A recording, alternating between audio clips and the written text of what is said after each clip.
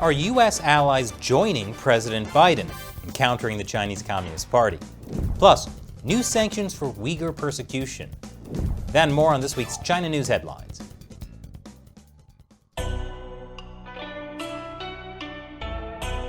Welcome to China Uncensored. I'm Chris Chappell. This episode is sponsored by Surfshark Alert. It helps detect if your private information has been leaked online or as part of a data breach.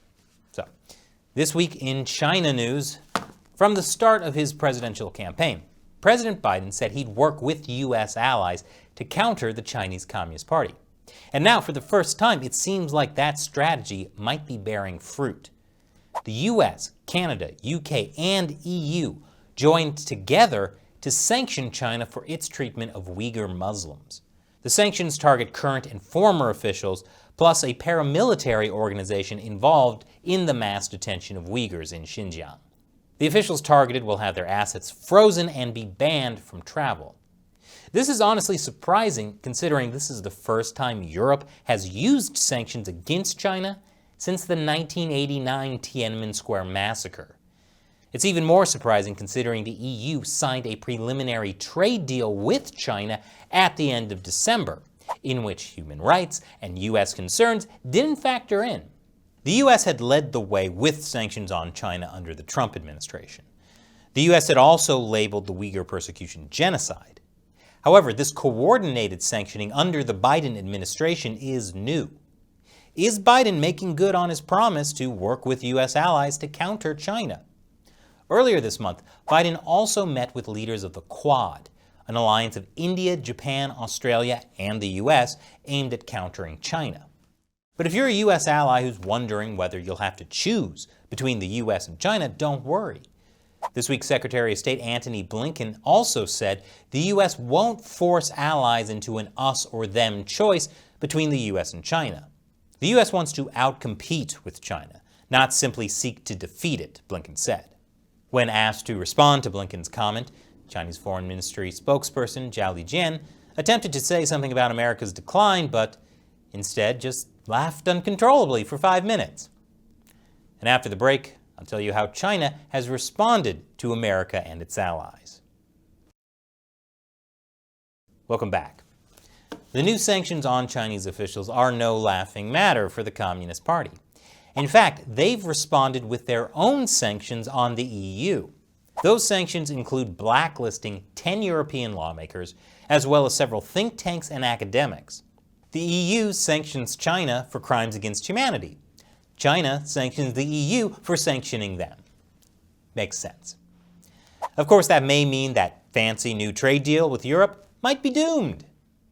That's because several of the European lawmakers the Chinese regime sanctioned are members of the European Parliament, which has to approve the trade deal.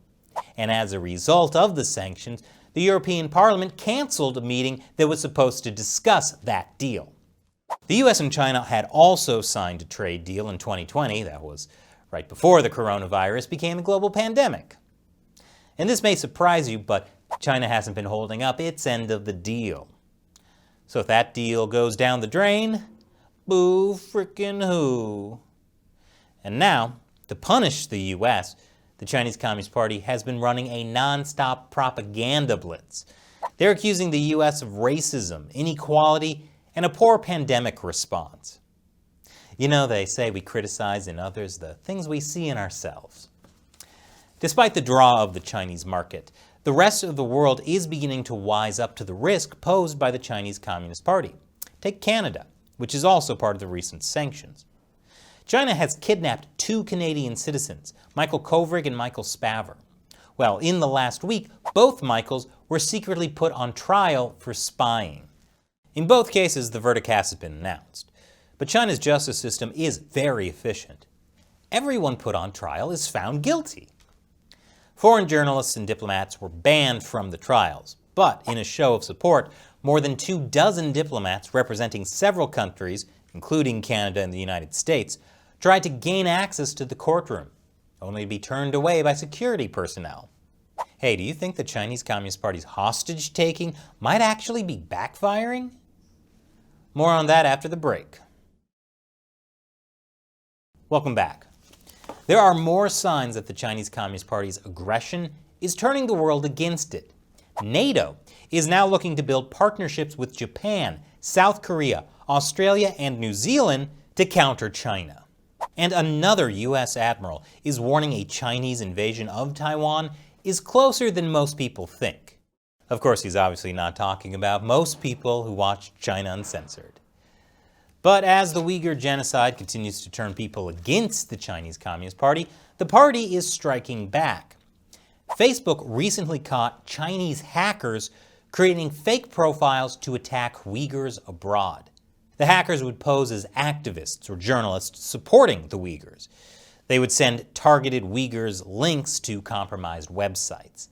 They even created fake prayer apps for Android. Meanwhile, the Chinese regime has launched a boycott of H&M for criticizing the treatment of Uyghurs. In this statement last year, H&M said, "Oh, I guess that page doesn't exist anymore." But nothing is ever really gone from the internet. Here's their original statement, which said, H&M Group is deeply concerned by reports from civil society organizations and media that include accusations of forced labor and discrimination of ethno-religious minorities in Xinjiang. They also said they'd stop buying cotton from Xinjiang, since it's made with Uyghur slave labor. Nike also released a statement on Xinjiang, saying they're committed to ethical and responsible manufacturing, and that they do not source products from Xinjiang, even though they lobbied against a Uyghur slave labor bill in Congress. And now, Nike might be next on China's boycott list.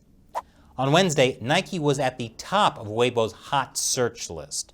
Some users were furious that Nike had joined the boycott of cotton from the region. Never thought I'd see boycotts against companies for opposing genocide and slave labor. But that's the Chinese Communist Party for you. And this episode is sponsored by Surfshark Alert. Big data breaches happen all the time, like the 2019 Capital One breach that affected 100 million Americans, or the 2017 Equifax hack that exposed data of nearly 150 million Americans. Whether these hacks come from China or elsewhere, your private information can be exposed, like your credit card number, bank account balance, social security number, and more. If you're concerned about data breaches, identity theft, password leaks, or hackers, you should use Surfshark Alert. Surfshark Alert will notify you if your data is compromised. This way you can change your passwords, close exposed accounts, or switch to new companies. And for a limited time, you can save 75% on a 1-year Surfshark Alert plan. Plus, you'll get 3 extra months free, and you'll get a free Surfshark VPN subscription. All of this for just $3.19 per month. To get this great deal, go to surfshark.deals/uncensored-alert and use the code uncensored-alert. Take control of your online security. Monitor your credit cards. Guard your email passwords. Go to surfshark.deals/uncensored-alert to learn more. Once again, I'm Chris Chappell. See you next time.